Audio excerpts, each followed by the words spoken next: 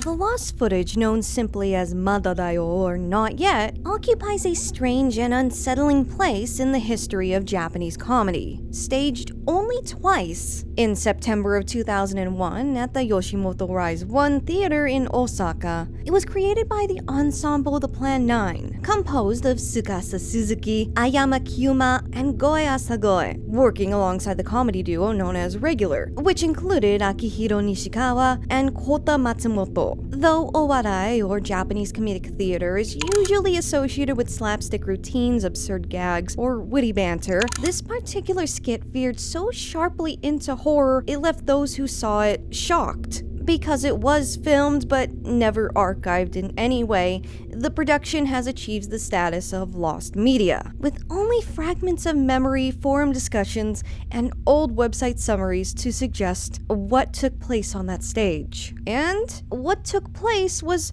very disturbing. The Plan 9 were themselves a notable presence in the Osaka comedy scene at the time. Formed in 1998, they experimented with theatricality, layering their skits with surreal narrative devices, running jokes, and even elements of parody drawn from film and popular culture. They were best known for sketches that blurred the line between traditional comedy and avant-garde theater, and this willingness to test the boundaries of humor often divided audiences. In the case of Madadayo, the group pushed these tendencies to their most extreme limit. The expectations of the skit to the unknowing members of the audience themselves were just a lighthearted comedy show. So let's get right to it. What did this jarring performance entail? According to the official description once posted on the Plan 9's own website, the skit opened in the teacher's lounge of a school just after summer vacation. Teachers were preparing for the start of a new term when the school chime had rung. From there, the narrative shifted backwards 1 week, centering on a reunion of 4 men who had not seen each other for 18 years. One was a doctor, another a detective, another a magician, and another with no particular title or goals in mind. As the night went on, 2 others joined them, a subordinate officer and a mysterious Chinese man. Eventually, the reunion becomes a sinister game of hide and seek.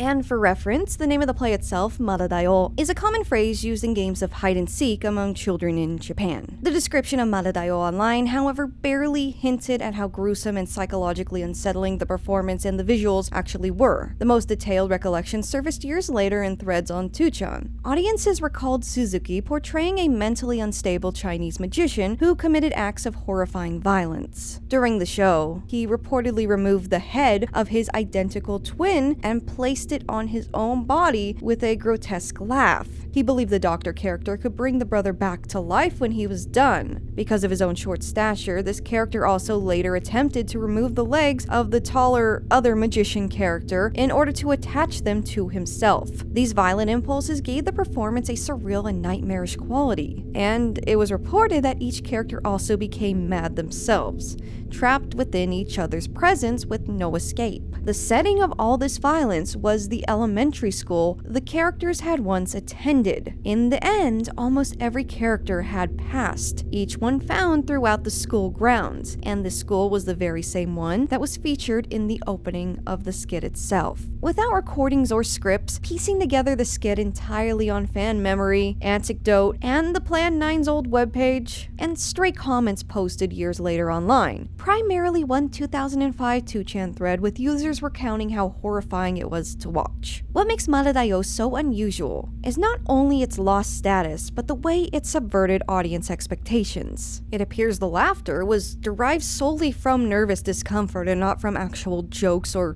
humor. And remember, the people who came to watch the skit thought it was a comedy show. Also, maybe it's just because I've been researching lost media for a long time now, but it kind of sounds like the premise of Saki Sanobashi, but I don't know, let me know if you agree. Maybe I've just researched Saki Sanobashi a bit too much over the years. Now, the shock and discomfort from the viewers themselves is probably why it was never revived or published after those 2 showings in 2001. And while, yes, it was recorded, no recordings appear to have survived right now in 2025. But it does look like the full performance did exist online at one time, and this proof comes from a 2006 2chan thread. Within this thread, there was a user who had a friend who saw the show live and had recorded it.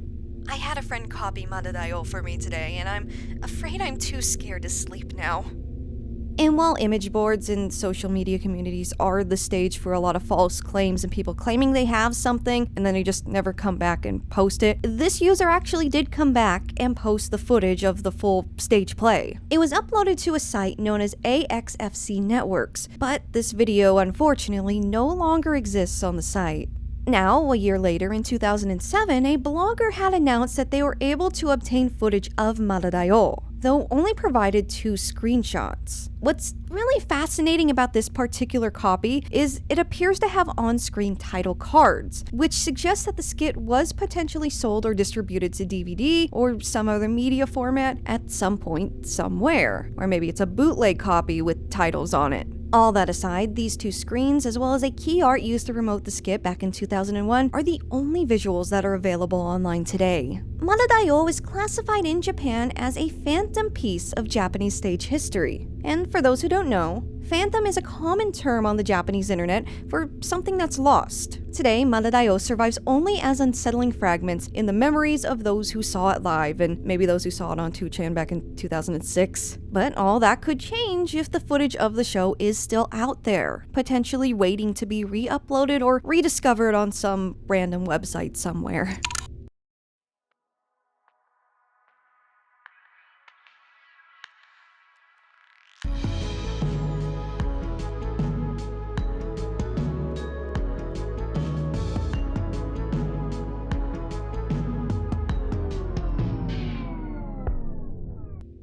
Wong, born in 1962, was the founding frontman of the legendary Hong Kong rock band Beyond, and a defining figure in Canto rock history, whose music deeply resonated with audiences across Asia, especially throughout the 1980s and early 1990s. It was in May of 1993 that Beyond released their 9th studio album titled Rock and Roll, which included their signature anthem Boundless Oceans, Vast Skies, a song that became iconic and widely viewed, even surpassing 100 million views on YouTube, making it the first Cantonese language song to reach that milestone. Now, Wong's life was tragically cut short at age 31, and his passing relates to an infamous piece of lost Japanese media. Over the summer of 1993, Wong and his band Beyond were in Japan to promote their music and strengthen their foothold in the Japanese market, and thus the band was invited to appear on Fuji Television's variety game show Uchan Nanshan no Yaru Nara Yareneba, hosted by comedians Teruyoshi Uchimura and Nanbara. They arrived at the studio on June 23rd of 1993,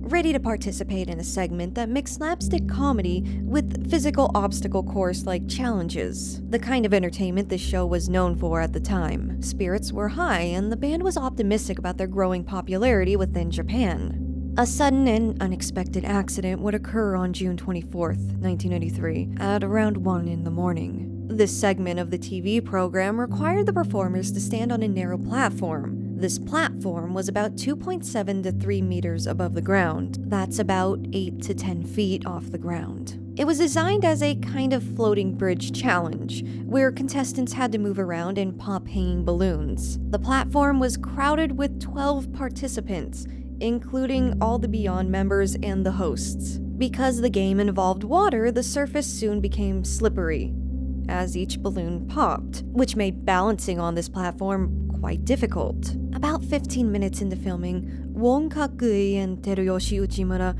both lost their footing. Without protective railings or safety mats beneath them, they fell off the stage. Uchimura, who was wearing a helmet, landed on his hip and sustained only minor injuries. Wong, however, landed headfirst on the studio floor. The impact caused devastating injuries, including fractures to his skull and a cerebral contusion, in addition to acute brain swelling and subdural hemorrhage. He was rushed to Tokyo Women's Medical University Hospital, where doctors quickly determined that his condition was critical. The injuries were so severe that surgery was not possible, and Wong had slipped into a coma. From here, there were desperate attempts to stabilize him, though his condition showed no signs of improvement. Fans back in Hong Kong, upon hearing of the accident, began gathering to pray for him. In desperation, Wong's family even sought the help of a traditional Chinese medicine practitioner, and for a moment, there seemed to be slight improvement. However, this was fleeting. 6 days following the accident, on June 30th of 1993, at 4:15 in the afternoon, Wong was pronounced deceased. The aftermath was one of widespread grief. On July 1st, his passing had dominated Hong Kong newspapers and television broadcasts. Beyond's fans had poured into the streets, and tributes played across the city's radio and TV channels. His funeral on July 5th brought traffic to a halt and was accompanied by fellow artists, friends, and fans. The band itself was shattered by the loss. Beyond had been planning new recordings in both Japanese and Mandarin, and these plans were, of course, altered following his passing. Now, the episode of that variety show that captured all of this is now lost media. And when the fall had occurred, the cameras were rolling and the entire incident was reported as captured on tape. However, the show was not live, and once the accident had occurred, Fuji TV had canceled the episode. The network allegedly still has this footage in an archive. They locked it away and it's never been released to the public, out of respect for Wong, his family, and his fans. Fans know that it is real because the studio had admitted that it was filmed, but nobody outside of Fuji Television or the audience that witnessed it has ever seen it. This infamous withheld piece of lost media will likely remain withheld and unreleased, which is of course the most appropriate and respectful action. If the topic of broadcast incidents interests you, I do have a video dedicated solely to that. So if you like, feel free to check it out. Among the most bizarre and dark pieces of lost Japanese media is the fifth photograph of Keiko Inoue, a mysterious and chilling image that may have captured her final moments alive within the remote mountains of Gunma Prefecture. In the summer of 1972, 24-year-old Keiko, who worked at a gas station in Isesaki, traveled alone to Kirizumi Onsen, Kintokan, after her mother and younger brother had to cancel their own plans to vacation there with her. She had checked into the Kinyukan Inn, a small traditional hot spring hotel nestled deep in the mountains. At the time, Kirizumi Onsen was a quiet and isolated retreat, far from major towns and highways, accessible only by narrow mountain roads. The region had been a famous summer resort during the Meiji era, with a few hotels and villas catering to visitors seeking cool mountain air and therapeutic waters. By the 1970s, however, many of the facilities were sparsely used, and Kinyukan remained one of the few inns still welcoming travelers. This rustic bathhouse typically provides a serene but secluded environment, and is the kind of place where a traveler could easily be alone in the mountains for hours. The next day, Keiko ate breakfast and asked the inn staff to take a picture of her before she set off down the mountain road by foot instead of using the hotel's complimentary shuttle. At around 1 p.m., she was seen at a spot known as Ninja Pond, about 800 meters from the inn. This was where she asked someone to take her photo in front of a nearby waterfall, known as Kando Falls. About an hour later, a family driving away from the hot spring had spotted her walking alone along a narrow mountain road. They offered her a ride, but she politely declined. That was the last time Keiko Inoue was seen alive. 4 days later, her father and a friend discovered her body inside an abandoned cabin near the construction site of what is now known as the Kirizumi River Upstream Dam, about 4 kilometers from the inn. She had been brutally wounded, approximately 24 times, though newspapers and later reports do provide different numbers. The police launched a large investigation, interviewing locals, dam workers, fishermen, and tourists, but the search had quickly stalled. Many workers were away from that area due to the Obon festival taking place. The hot spring mostly hosted families who remained within the hot spring itself, and the inn staff all had clear alibis. The remote location, rugged terrain, and lack of advanced forensic tools in the 1970s made it almost impossible to gather enough evidence. The weapon, believed to be part of a hiker's survival kit, was never found. Despite years of effort, no suspect was ever identified. But there was still hope, held within the camera Keiko had taken with her and its undeveloped film.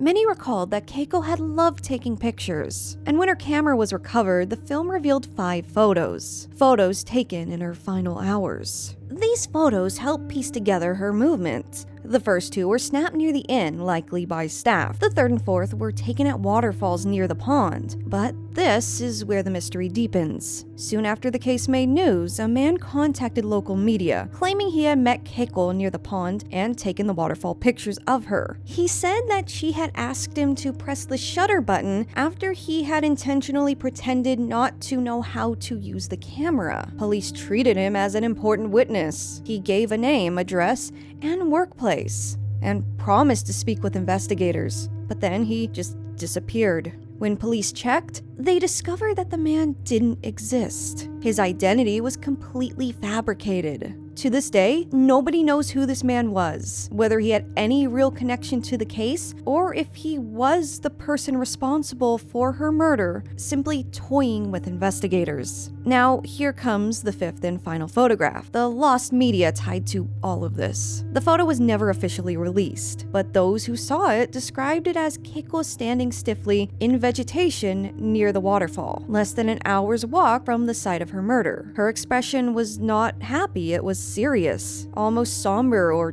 tense, and some even say there was a strange glow or some kind of mist that appeared in the lower half of the photo, partially obscuring it. It is believed to have been taken right before her passing. The photo itself has never resurfaced. Only secondhand accounts and this recreation of the photo exist. Some believe police withheld it to avoid sensationalism, while others think it was lost over time or intentionally hidden. Some view it as evidence that slipped through the cracks, something that could potentially offer answers if it was released. Paranormal theories have even emerged, suggesting the supposed glow in the photo was supernatural. By 1987, Japan's statute of limitations for this case had expired. That's only 15 years after the incident itself. But that expiration means nobody could be prosecuted for Keiko's murder. Some worry the files, including that final photo, have been destroyed or completely lost in an archive over the years. While researching this myself, I encountered this blogger who looked over the case notes themselves. They emphasize the importance of remembering Keiko so that her life and passing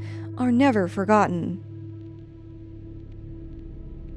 Shoujo Tsubaki, also known as Midori, is a disturbing and controversial Japanese manga by Suehiro Maruo, first published in 1984. The story follows a young orphan girl named Midori who becomes involved with a traveling circus show, experiencing various forms of abuse and exploitation. The manga is known for its grotesque and surreal imagery, which has led to the classification of it as eroguro, which is erotic grotesque horror. Over the years, Shoujo Tsubaki has been adapted into different media formats, including a 1992 anime film directed by Hiroshi Harada. This film, known for its extreme content, was even banned in Japan at one point, but later gained a cult following and was released internationally. It's also an infamous do not search topic. In addition to the film, there are reports of a stage play adaptation of Shoujo Tsubaki that became lost media, but details about its production and performances remain scarce. The search for this lost media officially began in 2023, when a fan named Sunflower Fields posted on Reddit and other forums asking for help. Forum users have shared various leads and theories regarding the stage play's existence and whereabouts since then. The discussion also touched on the possibility that the stage play was a limited-run production, perhaps intended only for a niche audience, which could explain the lack of documentation and the difficulty finding information about it. It was from all this speculation and dedicated search efforts that concrete information was uncovered. Turns out there were at least two versions of the play, one from 2011 and another from 2012. The 2011 version is almost completely lost, with only a few photos, a wiki page,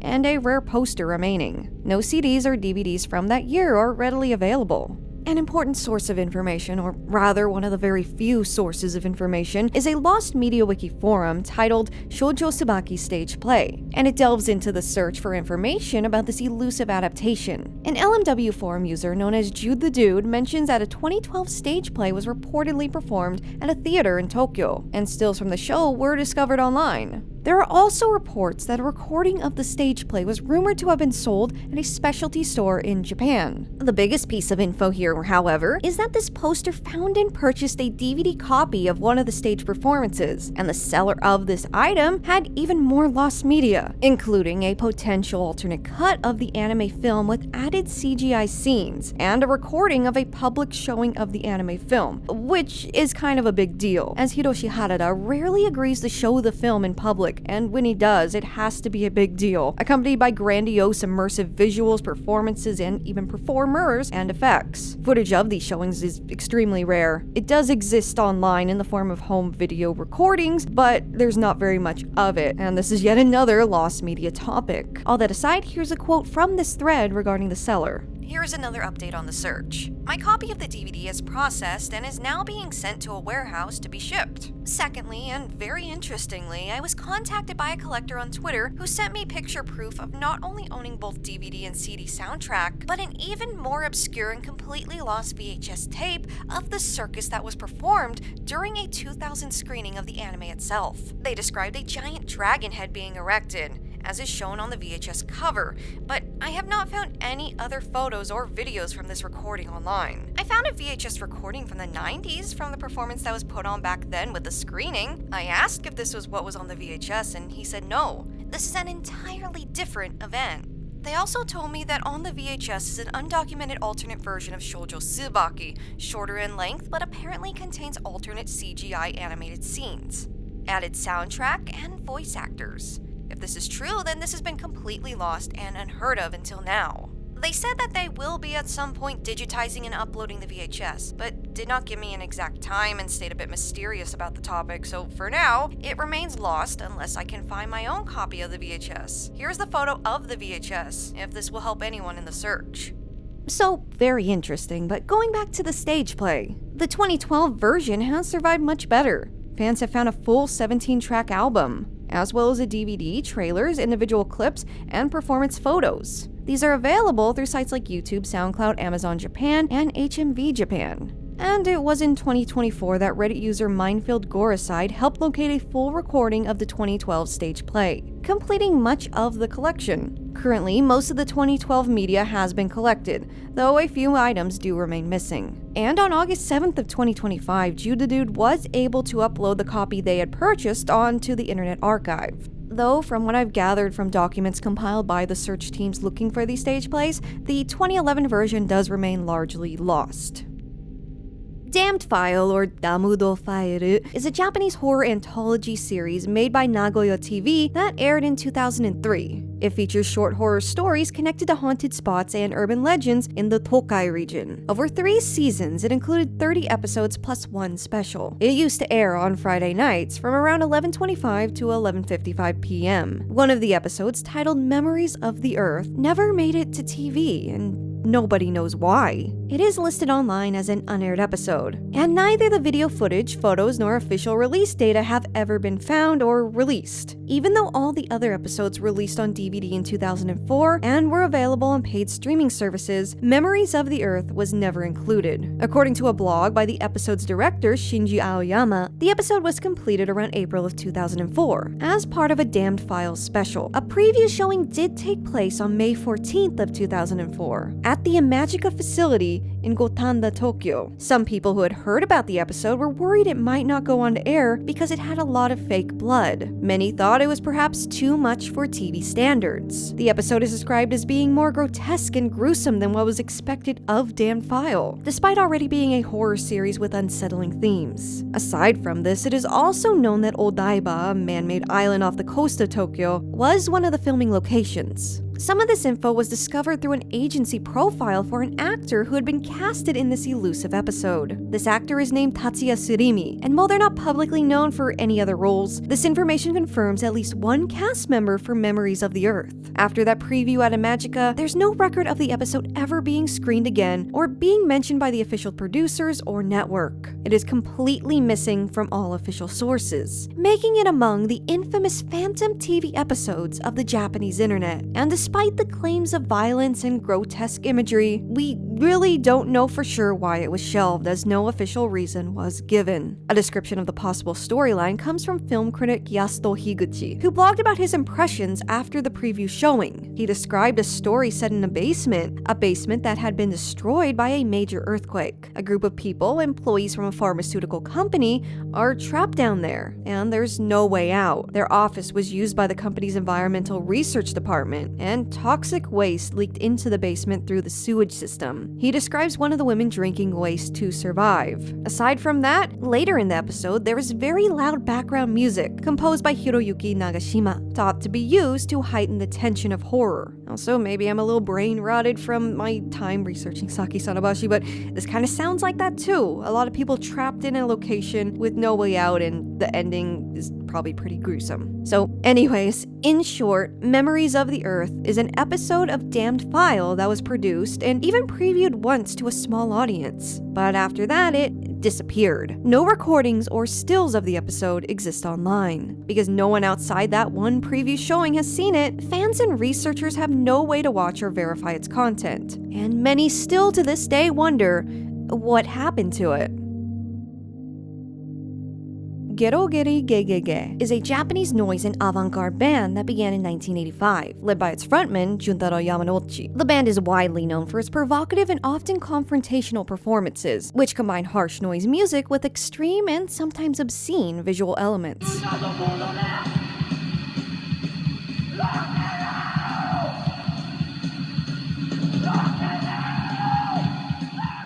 Their work has explored taboo subjects, including NSFW content, excrement, and other shocking material. By intentionally pushing the boundaries of music and performance art, Gerogerigegege became a defining act in Japan's underground music scene. Their influence extends beyond Japan, shaping global noise and experimental music and inspiring other artists such as Merzbow. Despite this fame, they were still very underground, and a significant portion of Gerogerigeggege's early works is considered lost. Many of the band's releases were produced in extremely limited quantities, sometimes with fewer than 20 copies made. At least according to rumors made online by Japanese fans. Keep in mind there are a lot of outlandish rumors with this band as far as lost content goes, but they have done a lot of outlandish things and do have a lot of lost media attributed to them and their works. They were distributed through mail order at live shows or on cassette tapes and CDs that rarely left private hands. The scarcity of these items, combined with the ephemeral nature of their provocative content, discouraged reissues,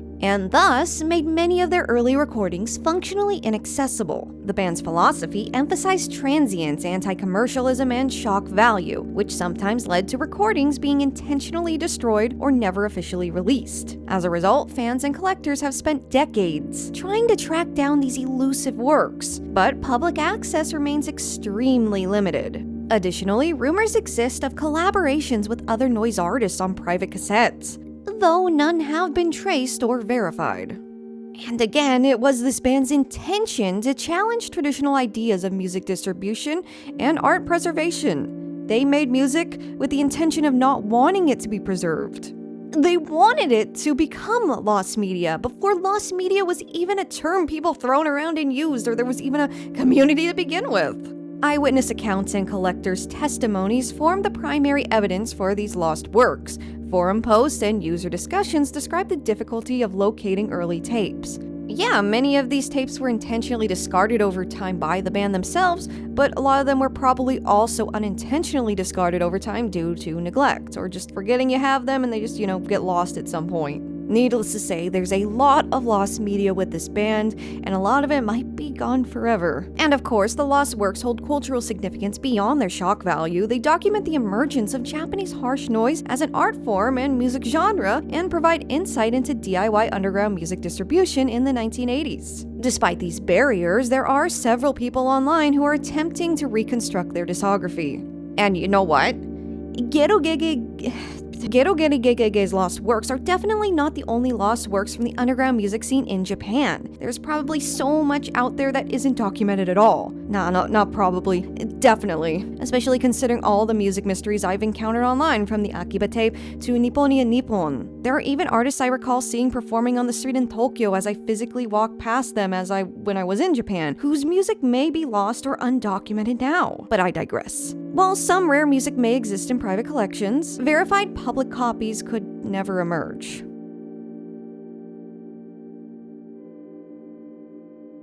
So, treat this one as kind of a little bonus. This one only has one known account, and thus not a lot of concrete evidence, if any at all really, just the one post. It's an interesting topic nonetheless, and especially fascinating if real, and maybe me sharing this topic will get it to people who actually did see it at some point in time and, get the ball rolling on the search a little more. So in 2013, a Reddit user reportedly witnessed a disturbing anime-style advertisement on a free anime streaming website. The ad has not resurfaced since, and no concrete evidence of its existence instance has ever been recovered, so it's a potential case of lost media, and its existence is unconfirmed. According to the account, the advertisement featured a teenage or young adult male wearing a business suit. The character was described as resembling L from the anime Death Note, both in appearance and demeanor. The scene was set in a dark, empty room where the character was shown crying. At the center of the room was an unusually large suitcase. After a period of hesitation, the young man entered the suitcase and curled up inside. At this point, a robotic female voice, apparently computer-generated, began narrating in monotone. This voice allegedly recited phrases such as "very bad sadness" and "this happens." The ad then took on more disturbing imagery. The suitcase began shrinking, slowly crushing the character inside. The perspective shifted into the interior, showing the man becoming compacted. His facial expression reportedly shifted into an unsettling smile before his bones were shown snapping and his eyes bulged outward. Despite the graphic content, no blood or gore was depicted. On the outside, the suitcase appeared unchanged, with no damage shown. The advertisement concluded with the screen fading to black, followed by the appearance of a website link. The Reddit user did not recall the exact URL or anything that was within it that could, stir up any more clues, and clicking it at the time did not lead to any lasting information. Since the original post, several theories have been proposed by the users who took this post seriously, though not everyone did take it seriously. But there were people attempting to identify the advertisement. Some have suggested that it may have been connected to Junji Ito, a Japanese horror manga artist. Others believe that it may have been part of a Japanese public service announcement campaign, as Japan does have a history of using intense and unsettling PSAs to raise awareness of social issues. Another possibility is that it was promotional material for a horror webcomic or independent art project. None of these theories have been confirmed, though, and no screenshots, video captures, or additional witnesses have surfaced. But OP themselves even acknowledges that it sounds outlandish. They say themselves,